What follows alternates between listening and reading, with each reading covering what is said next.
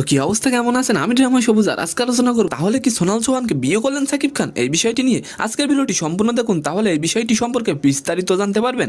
22 November সংবাদ পত্রিকার দেশ রূপান্তর একটি নিউজ প্রকাশিত হয় এবং সেখানে একজন অভিনেত্রী সাকিব খানকে নিয়ে ঠিক এমন একটি মন্তব্য করেছিলেন। মন্তব্যটি হলো, বউ না হলে নাকি সাকিব খানের জুটি হওয়া যায় না। কথাটি বলেছিলেন অভিনেত্রী স্বাগতা।